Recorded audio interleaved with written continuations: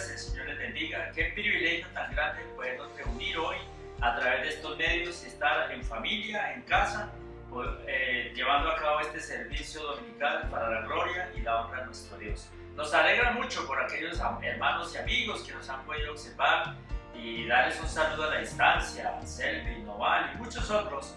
Qué gozo, qué privilegio encontrarnos y seguir siendo una familia en Cristo. En esta mañana vamos a disponernos para alabar, exaltar el nombre de nuestro Dios.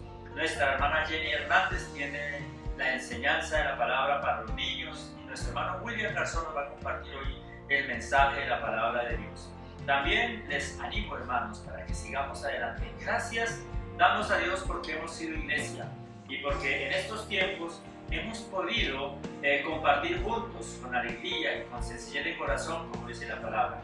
Y a través de la gracia, del amor y de la fidelidad de nuestro Dios, hemos podido como iglesia compartir con nuestros hermanos y compartir alegrías, tristezas, esperanzas y desesperanzas también, pero seguimos unidos. Queremos que usted nos haga comentarios. ¿Qué podemos mejorar cada día para llegar hasta sus lugares y poder tener un tiempo de comunión y de integridad todos juntos? La palabra del Señor en el Salmo 125, 1 y 2 dice: los que confían en Jehová son como el monte de Sión, que no se mueve, sino que permanece para siempre. Como Jerusalén tiene montes alrededor de ella, así Jehová está alrededor de su pueblo, desde ahora y para siempre. Amén. Gracias porque el Señor está con nosotros, hermanos. Si ustedes desean que compartamos, que le visitemos, háganoslo saber y estaremos prestos para compartir y para estar con ustedes llevando el mensaje, la palabra de Dios. Vamos a orar para poner en manos de nuestro Dios este servicio dominical y que sea un tiempo de bendición para usted allá en su casa, con su familia, y reúna a sus amigos y a sus seres queridos y compartamos este tiempo juntos para exaltar y glorificar el nombre de nuestro Dios. Amado Dios y Padre Celestial, te damos gracias por la oportunidad que nos das una vez más en esta mañana de estar unidos a través de estos medios. Gracias por estos medios en los cuales tú nos permites reunirnos, comunicarnos, estar juntos y que en esta mañana a través de los cánticos de adoración y alabanza, a través de la enseñanza de tu palabra con los niños y del hermano William para nosotros, seamos edificados, seamos, Señor, retados, pero sobre todo, Señor, podamos seguir creciendo a la medida de la estatura del varón perfecto. Gracias por los hermanos que tienen su trabajo, gracias por los hermanos que sostienen, que dan para otros, gracias por aquellos que aún no lo tienen, pero que tú les has mostrado tu gracia y tu amor, tu provisión, Señor. Tú eres nuestro Dios, nuestro refugio, nuestro amparo, nuestra roca fuerte. Sigue bendiciendo la iglesia, gracias por lo que estás haciendo y seguirás haciendo. Y permítenos seguir siendo una iglesia que te adore, que te exalte y que te glorifique. En tus manos ponemos este servicio y glorifícate en todo lo que hemos de hacer. En Cristo Jesús. Amén y amén. Vamos a entrar en el tiempo de adoración a nuestro Dios, hermanos.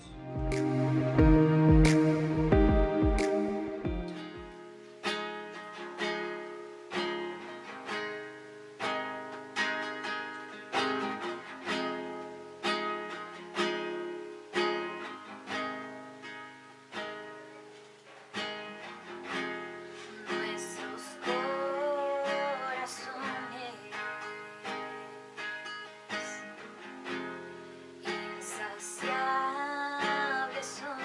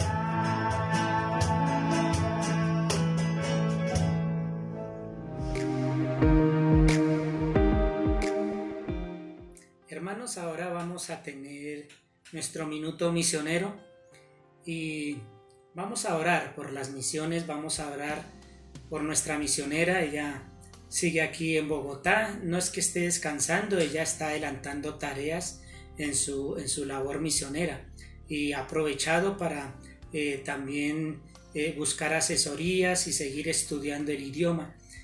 Hay una preocupación también por lo que está pasando en la comunidad y en general en toda esta región del Amazonas, que no es desconocido para nosotros, ¿cierto?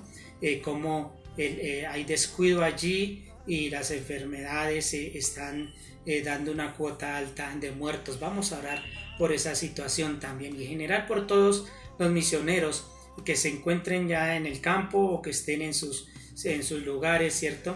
Vamos a orar por ellos, por protección, para que puertas se abran a esas tareas evangelizadoras, para que la palabra llegue a todas estas comunidades que no conocen de Él. Vamos a orar. Bendito Dios, te damos gracias, Señor, porque tú en tu misericordia nos has mostrado tu bondad, Señor, tu gracia, Señor, y nos has salvado, Señor. Padre bendito, nos presentamos hoy como iglesia para que tú seas, Padre bendito, allanando el camino, Señor, para que tú seas abriendo puertas, Señor, para que tu palabra llegue hasta estas comunidades alejadas, descuidadas, Señor. Ayúdanos, Señor, para que tu palabra llegue hasta ellos, dándoles esperanza, Señor, dándoles, Padre Santo, esa luz de vida, Señor. Seas tú, Padre Santo, por medio de tu palabra, sacándolos de las tinieblas, bendito Dios. Ayúdanos, bendito Dios, y protege también a los misioneros que pueden encontrarse allí en el campo misionero o en sus ciudades, Señor.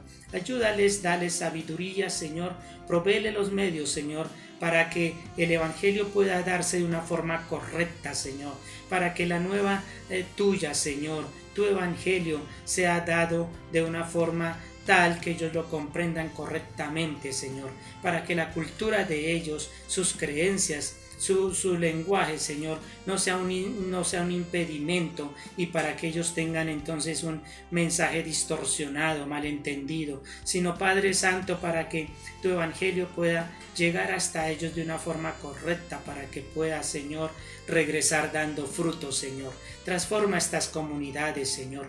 Bendice estas comunidades, Señor. Salva a los niños, salva a los adultos, Señor. Líbralos, Señor, de la potestad de las tinieblas, Señor, y trasládalos, Señor, al reino de luz de tu amado Hijo, Señor. Gracias te damos porque tú has querido que nosotros participemos también de las misiones, Señor. Toda la gloria sea para ti, en el nombre de Cristo Jesús. Amén. Buenos días, chicos, ¿cómo están? Espero que las estén pasando súper bien allá en sus casas. Recuerden que estos domingos hemos ido hablando de unos personajes muy importantes como ha sido Noé, ha sido Moisés, ha sido Abraham, y este domingo, o sea, hoy, este día de enseñanza, vamos a hablar de un personaje también muy importante que se llama Samuel. ¿Cómo se llama, niños? Samuel. Muy bien, niños, se llama Samuel. Entonces, rápidamente vamos a ir a buscar sus Biblias. Vamos a buscar una hojita y vamos a buscar un lapicito, un esferito, porque al finalizar de la clase vamos a escribir unas palabras muy importantes. Vamos rápidamente, ¿ya? ¿Están listos?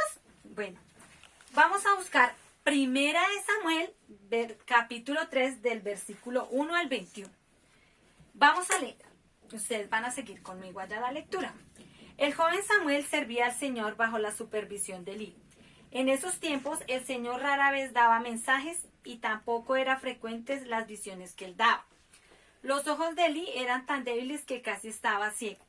Una noche estaba descansando en cama mientras Samuel descansaba en el santuario del Señor donde estaba el cofre de Dios. La lámpara de Dios todavía estaba encendida.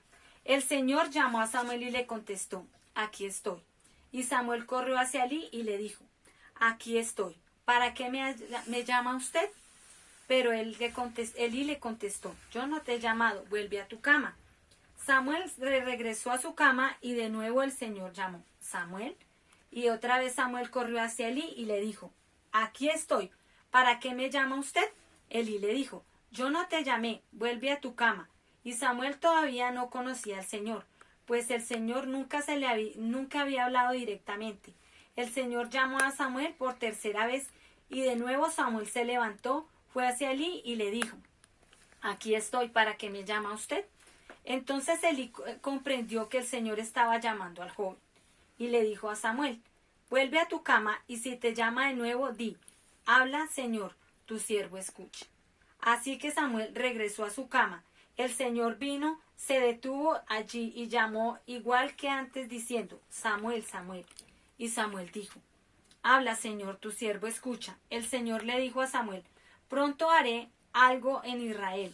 La gente que oiga sobre esto quedará horrorizada. Haré todo lo que dije que haría contra Elí y su familia desde el principio hasta el fin. Le dije a Elí que castigaría a su familia para siempre porque Elí sabía que sus hijos estaban diciendo y haciendo lo malo en contra de Dios y no los corrigió. Por eso he jurado que las ofrendas y los sacrificios jamás quitarán los pecados de la familia de Elí. Samuel se quedó en cama hasta que amaneció. Se levantó temprano y abrió las puertas de la casa del Señor con miedo de contarle la visión a Elí. Pero Elí le dijo a Samuel, Samuel, hijo mío. Samuel le contestó, sí, Señor. ¿Qué mensaje recibiste? Le preguntó, no me ocultes nada, porque si lo haces Dios te castigará. Samuel le dijo todo a Elí, sin ocultarle nada. Elí le dijo, Él es el Señor, que haga lo que le parezca mejor. El Señor estaba con Samuel mientras crecía y no dejaba que ninguno de los mensajes de Samuel fuera encontrado falso. Entonces todo Israel, desde Dan hasta Beerseba, se dio cuenta de que Samuel era un verdadero profeta del Señor. Y el Señor continuó manifestándose a Samuel en Silo. Allí se revelaba el Señor a Samuel y le comunicaba palabra del Señor. Bueno, chicos, resulta que había una vez una mujer que se llamaba Ana y ella y su esposo se llamaba Alcana. Ellos eran unas personas temerosas de Dios y hacían lo correcto delante de Dios. Resulta que Ana cada año iba al tabernáculo, o sea, al templo al templo sagrado de Dios, a orarle al Señor para que le diera la oportunidad de ser mamá, porque ella era estéril. Entonces resulta que ella cada año iba y le pedía a Dios porque le diera la oportunidad de ser madre. Pero en un año de estos, ella le dijo a Dios que si le daba la oportunidad de ser mamá, entonces ese hijo que le regalara iba a ser para el servicio del Señor. Resulta que cuando ella estaba orando, se apareció el sacerdote Elí y le dijo que qué le pasaba, que qué era lo que le pasaba, que parecía que estuviera ebria, que estuviera tomada, que estuviera como borrachita. Entonces ella le dijo, no, para nada, Elí. Lo que pasa es que yo llevo pidiéndole al Señor mucho tiempo por un hijo porque yo soy una mujer estéril. Entonces resulta que Elí le dijo pues que Dios iba a escuchar esas oraciones, que estuviera tranquila. Entonces resulta que le dijo que se fuera en paz, que se fuera tranquila, que Dios le iba a socorrer esa oración, esa petición. Entonces resulta que pasó el tiempo y nació este hermoso y precioso niño que se llama Samuel. Entonces nació Samuel y Ana y su padre Alcalá lo que hicieron fue educarlo y enseñarle siempre bajo el temor de Dios, darle mucha enseñanza, mucha disciplina para que fuera un niño temeroso de Dios. Entonces resulta que pasó el tiempo y el caballero Samuel creció. Dice que más o menos por allá a la edad de 6 años, Ana cumplió la promesa que ella había dicho, que la promesa era que cuando su hijo naciera, si el Señor le daba un hijo, él ya lo iba a entregar para el servicio del Señor. Por ahí a eso de 6 años, a la de 6 años, Ana entregó al sacerdote Elí a Samuel para que para que trabajara y estuviera en el servicio del Señor. Resulta que después de servirle al Señor, Ana cada año iba y visitaba a Samuel y estaba pendiente de él, como lo es una mamá, que está pendiente de sus hijos. Entonces resulta que fuera de que Samuel trabajaba en el servicio del Señor, también los hijos de Eli trabajaban. Uno de ellos se llamaba Obdí, y el otro se llamaba Finés. Estos dos hijos de Eli trabajaban al servicio del Señor, pero no como debía ser, porque no hacían caso a su papá, eran desobedientes y hacían cosas muy, muy, muy malas, cosas que no agradaban al Señor. Y lo peor de todo era que Eli no los corregía.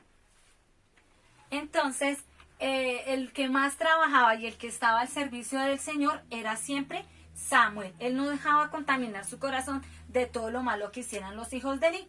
Resulta que una noche Samuel estaba acostado y escuchó una voz que lo llamaba, Samuel. Entonces él se levantó y pensó que era el sacerdote Eli que lo llamaba. Volvió y pasó otra vez se acostó y volvió nuevamente y lo llamó el Señor. Lo llamó el Señor y le dijo, Samuel. Y él fue hasta donde Eli porque pensaba que era que Eli lo había llamado. Entonces ya para lo último, a la tercera vez, volvió y el Señor lo llamó a Samuel, y Samuel fue donde Eli y le dijo que si era verdad, que sí le estaban hablando, pero que esa voz era la voz del Señor. Y que cuando el Señor le fuera a hablar, que él le dijera, habla Señor, tu siervo escucha. Eso era lo que le tenía que decir Samuel. Entonces resulta que Samuel, el Señor le iba a contar a Samuel que Eli era un hombre que no era obediente y que no hacía caso, que porque él ya le había hablado que por favor le dijera a sus hijos que hicieran lo correcto delante de Dios y que agradaran a Dios, y que las ofrendas que él daba deberían ser las mejores para Dios, pero que él lo que le daba era lo mejor a los hijos, y los hijos eran malos y desobedientes. Entonces Eli también era una persona muy mala y muy desobediente, porque no escuchaba al Señor. Entonces resulta que Eli al otro día le preguntó a Samuel, Samuel, ¿qué fue lo que te preguntó el Señor? Y entonces Samuel le dijo, Señor, Eli, lo que pasa es que el Señor me ha hablado que tú y tu familia van a ser castigados por siempre, por desobedecer y no escuchar al Señor. Entonces, como lo ven en la imagen, Eli quedó muy sorprendido, quedó muy preocupado, y resulta que al pasar del tiempo los hijos se fueron a una guerra con los filisteos. Entonces los hijos allí murieron a espada. Los hijos de Eli murieron a filo de espada. Omni y Finés murieron a filo de espada en una guerra contra los filisteos, y se estaba cumpliendo lo que el Señor les había dicho, por desobedecer y ser personas malas y no escuchar la palabra de la voz del Señor. Entonces resulta que Eli quedó muy sorprendido, muy asustado, y cuando quedó tan asustado, al quedar tan asustado, se cayó hacia atrás, se pegó en la nuca y se desnucó y murió. Entonces ahí Dios también había cumplido lo que le había dicho a Samuel, que era que toda la familia iban a morir y los iba a castigar. Entonces Eli también murió por no escuchar al Señor, por no ser obediente, y por no hacer lo correcto delante de Dios. Y aún siendo un sacerdote, no lo hizo. El único que pudo hacer las cosas delante y que las estaba haciendo bien era Samuel, porque Samuel, a pesar de que él no había escuchado nunca la voz del Señor, él la escuchó y fuera de eso obedeció, y fue una persona muy sincera porque le dijo lo que Dios le había dicho a él para que se lo contara a Eli.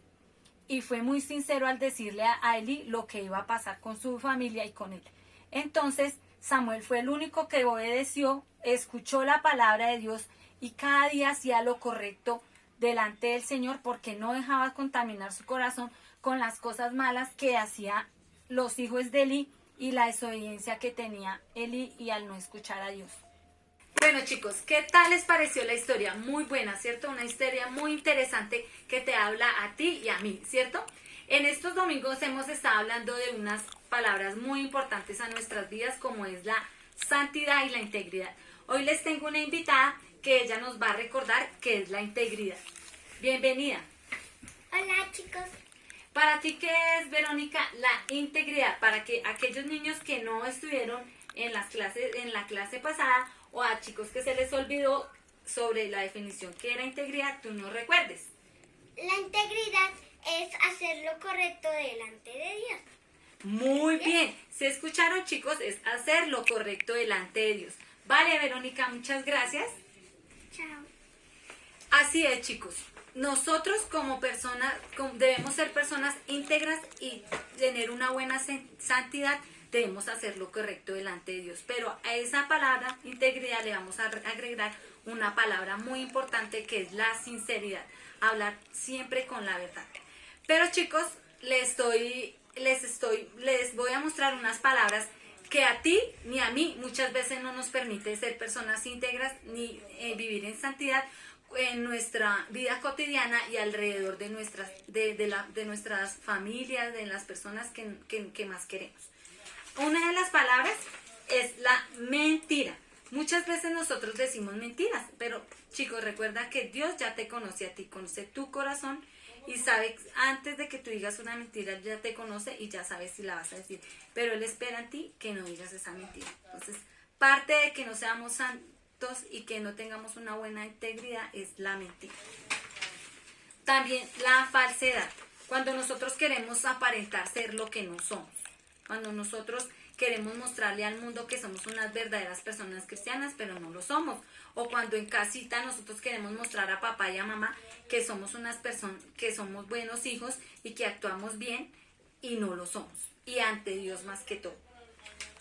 También la deshonestidad.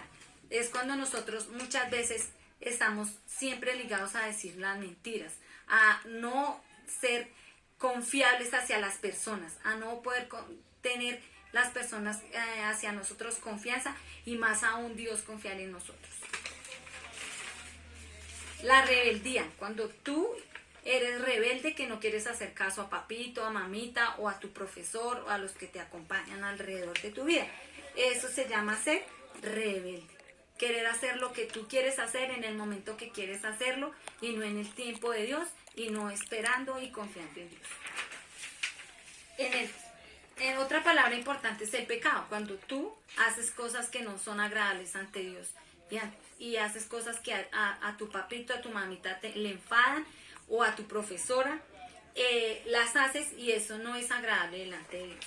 Por eso siempre tenemos que estar atentos a escuchar la voz de Dios, como lo hizo Samuel. Él fue un niño que escuchó siempre la voz de Dios y estuvo atento y quiso ser un niño íntegro y correcto. Pero ustedes dirán, ¿por qué la profesora hizo estas palabras en negro? Porque estas son palabras malas, palabras que no edifican en nuestras vidas, que no nos dejan ser personas santas y personas íntegras. Entonces vamos a hacer algo como hizo Ana, una mujer que decidió hacerle una promesa y un compromiso a Dios. Hoy vamos a hacer un compromiso delante de Dios. Vamos a dejar todas estas cosas malas atrás y vamos a empezar a vivir realmente una vida santa y íntegra. Y acuérdense, chicos, que yo les había comentado que tuvieran a mano un lápiz y un papel. ¿Por qué? Porque vamos a recordar cuáles son las verdaderas palabras que nos van a permitir hacer unas personas de santidad, que nos van a permitir ser personas íntegras. Imagínate que una de ellas es la obediencia. Cuando tú estás atento a escuchar la palabra de Dios, a escuchar atento la voz del Señor, lo que te dice tu papi, tu mami, tu profe, eso es una palabra, una persona obediente. Cuando tú hablas la verdad, cuando tú dices la verdad ante los demás, eso es ser una persona íntegra y completamente santa. la sinceridad, lo que hizo Samuel, que fue una persona que dijo la verdad y fue sincero delante de Elí y no permitió que se contaminara su corazón a pesar de todo lo que él había visto y había vivido. Entonces, chicos, ¿qué nos hace ser unas personas íntegras? Todas estas palabras. ¿Qué nos hace escuchar la voz del Señor? La palabra. Cuando nosotros vamos a la palabra y oímos la palabra de Dios. Cuando nosotros vamos a la alabanza, escuchamos la alabanza atentamente, allí también estamos escuchando la voz de Dios. Cuando tú estás en un encuentro íntimo con Dios, ahí estás escuchando a Dios. Entonces, chicos, hoy vamos a recordar con un versículo, vamos a recordar la clase que vimos hoy y no lo vamos a mirar. Ese versículo está en Juan 10,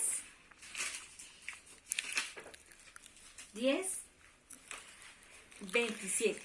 Y dice así: mis ovejas oyen mi voz y yo las conozco y me siguen. Eso dice la palabra de Dios.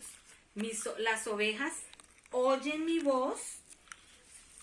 Las ovejas oyen mi voz y yo las conozco y me siguen. Ese es el versículo que vamos a recordar. Las ovejas oyen mi voz y yo las conozco y las sigo.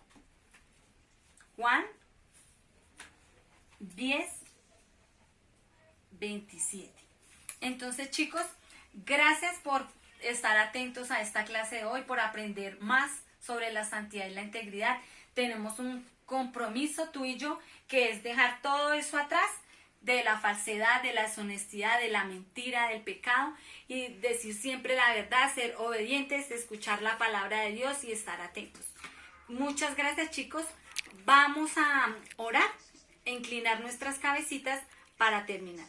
Señor, Padre de la gloria, te damos infinitas gracias, amado Dios, porque nos enseñas por medio de Samuel, por medio de tu palabra, Señor, que seamos unas personas íntegras, honestas, que digamos la verdad, que vivamos en santidad, que no engañemos a Dios, que no engañemos a nuestros seres queridos, Señor. Gracias por tu palabra, Señor, gracias por este espacio, gracias por estos niños que están allí con sus familias compartiendo de tu palabra, Señor. Te damos infinitas gracias en el nombre de Cristo Jesús. Amén. Chao, chicos, que estén bien, nos volveremos a ver pronto.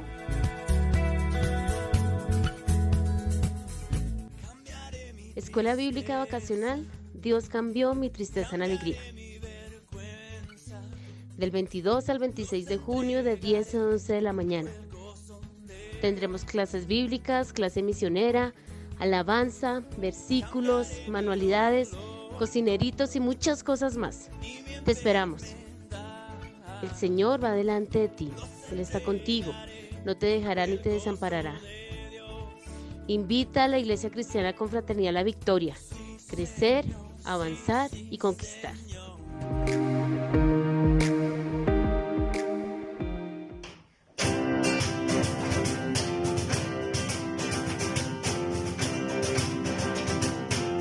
Somos el pueblo de Dios.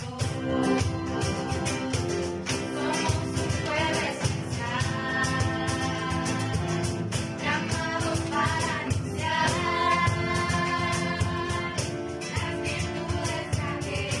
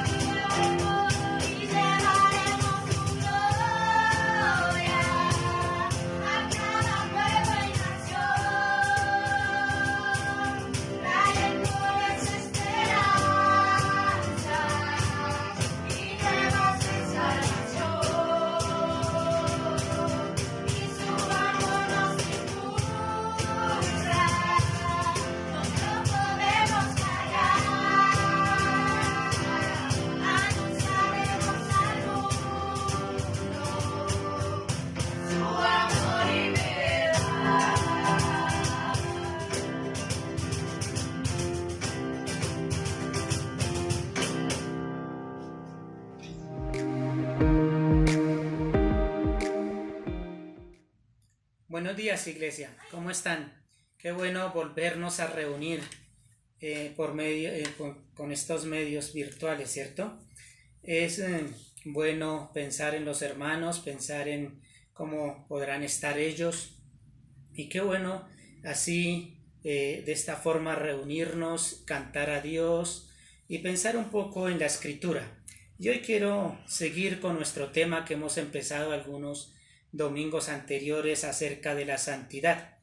El domingo pasado el pastor Rafael nos habló un poco acerca de la santidad en el Antiguo Testamento. Trajo un invitado y nos habló varias cosas acerca de lo que se vivía en el Antiguo Testamento. Hoy voy a reflexionar un poco acerca de lo que es la santidad en el Nuevo Testamento. Santidad en el Nuevo Testamento. Y para ello quiero hacer uso del capítulo 6 del libro de Romanos, de la epístola a los Romanos. Capítulo 6 voy a estar leyendo del versículo 1 al versículo 14. Romanos capítulo 6 dice así: ¿Qué pues diremos? ¿Perseveraremos en el pecado para que la gracia abunde? En ninguna manera, porque los que hemos muerto al pecado, ¿cómo viviremos aún en él? ¿O no sabéis que todos los que hemos sido bautizados en Cristo Jesús, hemos sido bautizados en su muerte? Porque somos sepultados juntamente con él para muerte por el bautismo, a fin de que como Cristo resucitó de los muertos por la gloria del Padre, así también nosotros andemos en vida nueva.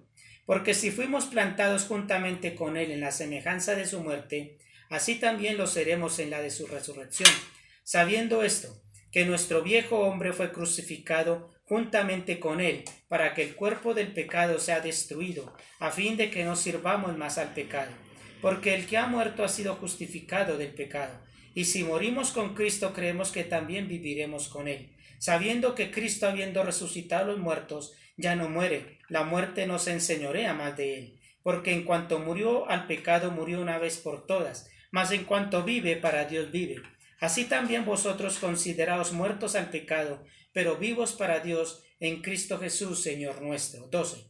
No reine pues el pecado en vuestro cuerpo mortal, de modo que lo obedezcáis en sus concupiscencias, ni tampoco presentéis vuestros miembros al pecado como instrumentos de iniquidad, sino presentad vosotros mismos a Dios como vivos de entre los muertos, y vuestros miembros a Dios como instrumentos de justicia, porque el pecado no se enseñoreará de vosotros, pues no estáis bajo la ley, sino bajo la gracia. Esto es palabra de Dios. El domingo pasado se pensaba un poco de lo que se vivió en el Antiguo Testamento. Se pensó un poco, mirábamos cómo el hombre cayó, en su estado de inocencia cayó al pecado. Posteriormente vimos cómo Dios hizo varios pactos con el hombre, celebró varios pactos. También vimos la promulgación de la ley, y todos estos tenían resultados similares. Es que simplemente el hombre no pudo cumplir con lo que Dios le pedía a él para cumplir. Él no podía cumplir con los pactos, él no pudo cumplir con la ley, porque su tendencia siempre es al pecado. Porque el ser humano por naturaleza es un ser caído, es un ser que se está pervirtiendo, ¿cierto? Es un ser que no puede dar la talla, no puede responder a la santidad de Dios. Mirábamos cómo Dios entonces tenía que actuar con misericordia con estas personas, siempre mirando hacia un futuro para salvación a estas personas. Pero de por sí ellos no podían ejercer santidad, no podían cumplir con los requerimientos que Dios exigía. Entonces, bajo tomando en cuenta esta situación, vamos a pensar un poco en cómo se lleva la santidad en el Nuevo Testamento. Primero debemos hablar necesariamente de cómo Dios necesita, o mejor, Dios en su sabiduría y en su poder y su amor hace que el ser humano tenga que nacer de nuevo. Dios observa que el hombre de por sí no puede practicar la santidad, no puede dejar el pecado. Entonces Dios lo que hace es una transformación de manera tan crucial, que él mismo lo llama como un nuevo nacimiento. Es una transformación completa en el ser humano. ¿Por qué hace eso? Porque él observa que el hombre es incapaz de cumplir. Entonces Él elimina esa incapacidad, haciendo que el ser humano, el creyente, nazca de nuevo. No todos han nacido de nuevo, pero el que ha nacido de nuevo se habla que es un ser que es creyente porque ha nacido de nuevo. Y a partir de ese nacimiento entonces se procede a un proceso que llamamos santificación. Dios está santificando al creyente. Hoy yo como creyente soy más santo de lo que era ayer. Mis obras deben reflejar más la santidad de Dios. Observemos un tercer punto que ya lo observo aquí en este capítulo, y es la unión del creyente con Cristo. Este pasaje nos habla de esa unión. Y aquí el autor inicialmente toma la obra de Cristo en el Calvario, su muerte, su sepultura y su resurrección, como una figura para hablar de cómo el creyente ha sufrido una transformación que podemos pensar que es similar a esa obra de Cristo en el Calvario. Es una figura, sin embargo debemos decir que también es una realidad. Es una realidad porque esa transformación es algo que el creyente sufre de forma real. El creyente ahora participa de una nueva vida.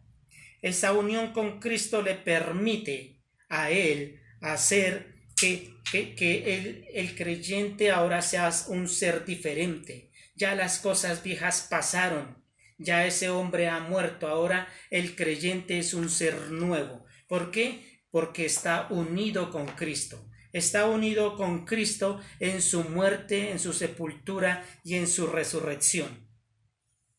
Ahora el creyente puede dominar el pecado. ¿Por qué? Allí el versículo 6 lo dice claramente: sabiendo esto que nuestro viejo hombre fue crucificado juntamente con él, para que el cuerpo del pecado sea destruido a fin de que no sirvamos más al pecado. Ahora el creyente tiene una situación muy diferente respecto al pecado. Ahora el creyente ya no se ve en esa incapacidad.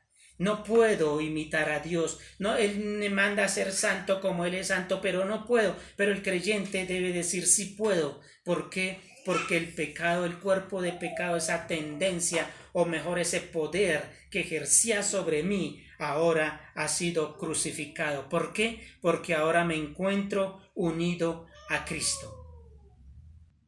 Ahora bien, hemos pensado un momento en que el creyente está unido a Cristo, que así como Cristo murió, el creyente también murió, que como Cristo resucitó, el creyente también resucitó. Esta verdad, que aquí Pablo la usa como figura, pero también manifestando una realidad en el creyente, contempla tres aspectos que debemos siempre tener en mente. Y el primer aspecto me lleva entonces a mi siguiente punto. Me dice el versículo 7 y 9 lo siguiente: porque el que ha muerto ha sido justificado del pecado, y si morimos con Cristo creemos que también viviremos con él, sabiendo que Cristo, habiendo resucitado a los muertos, ya no muere, la muerte no se enseñorea más de él, porque en cuanto murió al pecado, murió una vez por todas, mas en cuanto vive, para Dios vive. Es importante que en la práctica del creyente aprenda a conocer, a saber. ¿A saber qué? ¿A conocer qué? A conocer la obra de Cristo. Dice aquí en el versículo 9, sabiendo que Cristo, habiendo resucitado de los muertos, y sigue allí. Es importante que nosotros comprendamos la obra de Cristo. Si queremos llevar una vida de santidad, debemos entender, comprender lo que Cristo hizo en el Calvario. Debemos comprender todas las implicaciones de su obra. ¿Qué implicó su muerte? ¿Qué implicó su resurrección? Es importante conocer esto, apropiarnos de esa verdad. Debemos comprenderlo totalmente. El creyente sabe que Cristo murió por sus pecados y una serie de doctrinas más. Pero el creyente está para que entienda mejor esa verdad de lo que Cristo hizo en la cruz del Calvario. El creyente debe contemplar totalmente todo lo que Cristo murió y todo lo que Cristo sufrió, y todo lo que Cristo logró por medio de esa muerte. El creyente debe comprender totalmente lo que implicó su resurrección. Debe comprender totalmente qué implicó esa resurrección. Se dice que esa resurrección es la piedra fundamental de nuestra creencia. ¿Por qué se debe eso? ¿Por qué es tan importante la resurrección? El creyente debe entender eso y solo lo logra por medio de su estudio bíblico y por medio de una relación diaria limpia con su Señor. Debe conocer que la muerte de Cristo fue suficiente para pagar el pecado realizado. Él debe entender que la muerte de Cristo hizo que todos los pecados del creyente, grandes o pequeños, fueron pagados por medio de esa muerte. Cuando hablamos de que Cristo derramó su sangre por nosotros, estamos diciendo que Cristo murió por nosotros como pago por nuestros pecados. Y debemos entender eso. Debemos comprender que todos nuestros pecados ya fueron pagados. El creyente debe conocer, debe saber que la resurrección de Cristo lo llevó a una vida poderosa, una vida santa. Debe conocer el creyente que por medio de esa resurrección el creyente puede llevar una vida santa. Precisamente ahí radica que nuestra creencia, nuestra fe esté fundamentada en la resurrección, porque es por medio de esa resurrección que nosotros podemos llevar una vida santa. Pero además de saber la doctrina, además de conocer totalmente lo que Cristo hizo, el pasaje me muestra otro punto, y es que el creyente debe considerar. ¿Qué debe considerar? Observe el versículo 11 y 12. Así también vosotros consideraos muertos al pecado, pero vivos para Dios en Cristo Jesús, Señor nuestro. No reine pues el pecado en vuestro cuerpo mortal, de modo que lo obedezcáis en sus concupiscencias. El creyente debe considerarse a sí mismo muerto al pecado y debe considerarse a sí mismo vivo para Dios. Esto yo lo entiendo como una apropiación. Yo me apropio de esta verdad. Ahora para mí es una certeza de que estoy muerto al pecado. Y el creyente debe hacer eso, conocer, saber, entender la obra de Cristo, pero también debe de considerarse, apropiarse de esa verdad y considerarse a sí mismo muerto al pecado. ¿Tenemos problemas con el pecado? Muy posiblemente. ¿Los vamos a tener? Muy posiblemente que sí. Sin embargo, en medio de todas esas circunstancias, yo como creyente y estando unido a Cristo, debo de considerarme muerto al pecado. Debo considerar que el pecado ya no necesariamente va a reinar en mi vida. Eso es lo que dice aquí el pasaje. Debo apropiarme de esa verdad. El pecado no va a reinar en mi vida. Pero también está la otra parte, y es que yo debo de también considerarme y apropiarme la verdad de que yo ahora vivo para Dios. Muchas veces nos dejamos llevar por el pecado porque no nos consideramos muertos a él. Muchas veces nos dejamos llevar del pecado porque no consideramos, no nos apropiamos de esa realidad de que yo ahora vivo es para Dios. Y eso es lo que me está diciendo el texto. Yo vivo es para Dios. Entonces, primero debo saber qué fue lo que Cristo hizo. Segundo, debo considerar y apropiarme de la realidad de que yo estoy muerto al pecado. El pecado ya no se enseñorea más de mí. Debo considerar y apropiarme de la verdad de que yo ahora vivo para Dios. Son las dos cosas. Es el kit completo que yo debo considerar allí. Estoy muerto al pecado, pero también estoy vivo para Dios.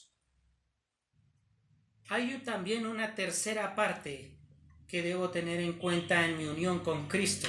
El texto nos dice en el versículo 3 y 14 lo siguiente: ni tampoco presentéis vuestros miembros al pecado como instrumentos de iniquidad, sino presentaos vuestros miembros a Dios como vivos de entre los muertos y vuestros miembros a Dios como instrumentos de justicia. Porque el pecado no se enseñoreará de vosotros, pues no estáis bajo la ley, sino bajo la gracia. Entonces debo saber, debo conocer, debo considerar, debo apropiarme, y tercero, debo presentarme, debo entregar mis miembros para la justicia. Aquí se nos dice entonces cómo yo entro a jugar un papel importante. Mis miembros yo debo presentarlos, así como los presenté anteriormente para el pecado, para hacer lo malo, así como presenté mis ojos, mis manos, mis pies, mis pensamientos, mis sentimientos, para jugar y deleitarme en el pecado, pero ahora estando muerto a ese pecado, ahora vivo para Dios y por tanto todos mis miembros debo presentarlos, debo entregarlos para Dios. Debo entregarlos, dice, como instrumentos, y dice una palabra de justicia. La justicia implica santidad, la santidad implica justicia. Debo presentarlos como instrumentos de santidad. Todos mis miembros ahora no van a servir para nada al pecado. Todos mis miembros deben estar encaminados para ser presentados delante de Dios, para que Él me maneje, para que Él haga su voluntad en mi vida. Todos mis miembros ahora están para servirle a Él y para ejercer justicia, no como lo hacía anteriormente antes de ser transformados. Saber, conocer, considerar, apropiarme, presentarme, entregarme totalmente a la voluntad de Dios. ¿Es posible ser santos? Cristo lo ha hecho todo. Ahora en el Nuevo Testamento se nos enseña cómo Dios, en su poder y su amor, Él nos ha transformado totalmente. Cuando Jesús habla con Nicodemo, dice: es necesario que nazcan de nuevo. Usted y yo debemos nacer de nuevo. El creyente ha nacido de nuevo. Si usted no ha nacido de nuevo, usted entonces va a ser una persona perdedora, una persona que siempre va a estar en enemistad con Dios. Usted puede ser una persona que se esfuerce por agradar a Dios.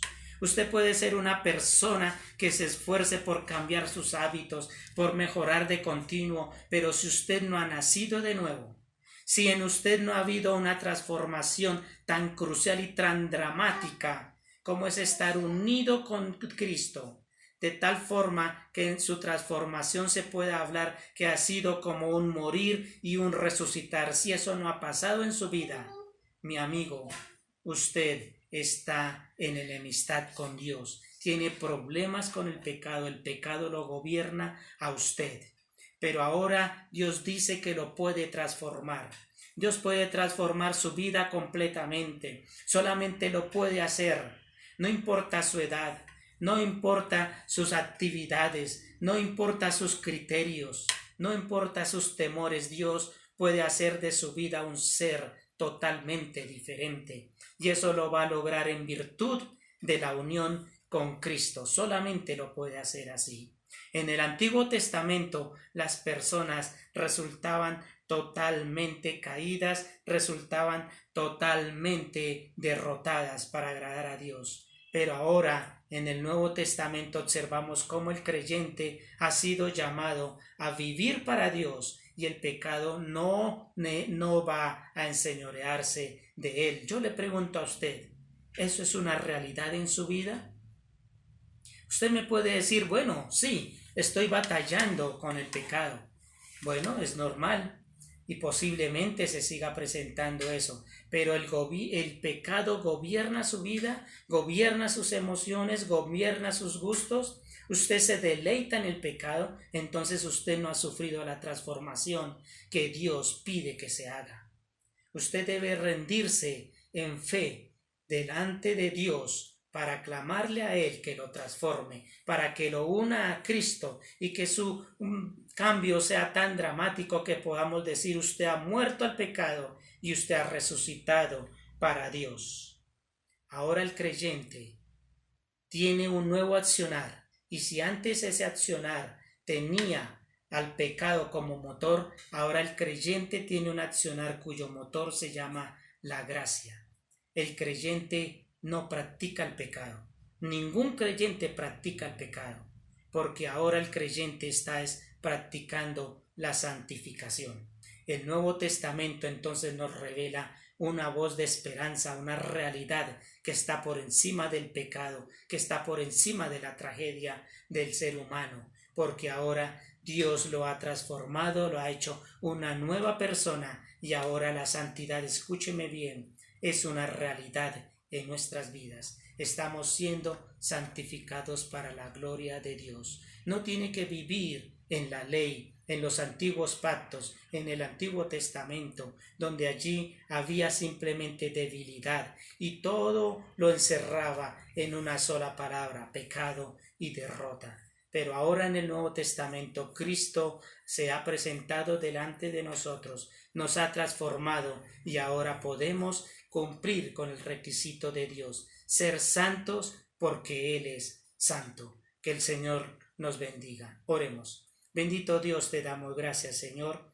Gracias, bendito Dios, porque tú en tu misericordia has querido, Señor, transformar nuestras vidas. Gracias, bendito Dios, porque tú quieres transformarnos totalmente, de que esa transformación sea tal que sea como un morir y un resucitar, Señor. Padre bendito, que eso sea una realidad en nosotros. Ayúdanos a entenderlo, Señor. Ayúdanos a entender tu obra, bendito Dios. Ayúdanos, bendito Dios, a apropiarnos de esa realidad, Señor. Considerarnos muertos al pecado, pero ayúdanos también, bendito Dios, a presentar todos nuestros miembros, todas nuestras vidas, Padre Santo. Ayúdanos a presentarnos delante de ti como instrumentos de santidad y de justicia, Señor.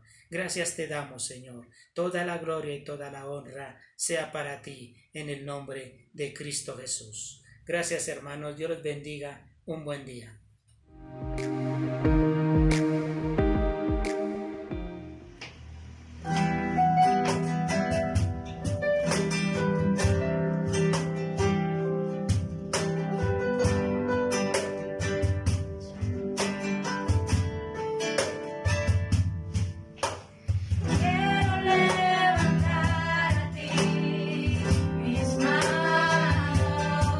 Maravilloso Jesús.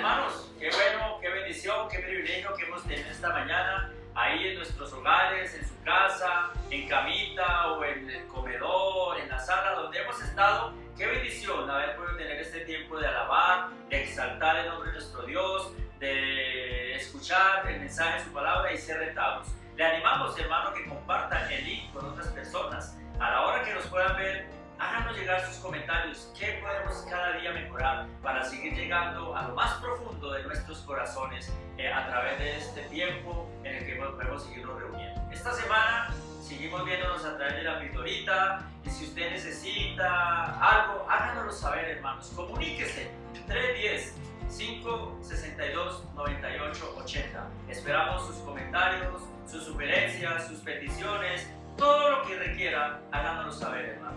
Y vamos a poner en manos de nuestro Dios. Está tiempo, sabemos que en muchas cosas tenemos que reinventarnos, pero recuerden, si Dios es con nosotros, ¿quién contra nosotros? Ánimo, hermanos, adelante, que seguimos siendo la iglesia de Dios, el pueblo especial, que nada nos detendrá, sino que seguimos creciendo, avanzando y conquistando. Amado Dios, te damos gracias por este tiempo, por esta escuela dominical, por lo que aprendemos, por los retos, por la unidad, por la comunión. Gracias por que la iglesia es una iglesia que se mueve, por los que han dado con alegría para otros, Señor, y gracias por los que han recibido con sencillez, porque, Señor, nada ni nada se queda fuera de tus manos. En esta nueva semana, guíanos, bendícenos, diríjanos y que podamos seguir creciendo, y en esta época de reinventarnos, danos sabiduría, Señor, para saber tomar buenas decisiones. Bendice tu iglesia, bendice tu pueblo, bendice nuestra nación, bendice el mundo entero, Señor. Que la paz y la bendición del Padre, del Hijo y del Espíritu Santo esté en tu iglesia y en toda la tierra. Te lo rogamos, damos gracias en Cristo Jesús. Amén y amén. Vemos dentro de 8 días, hermanos. Dios te bendiga.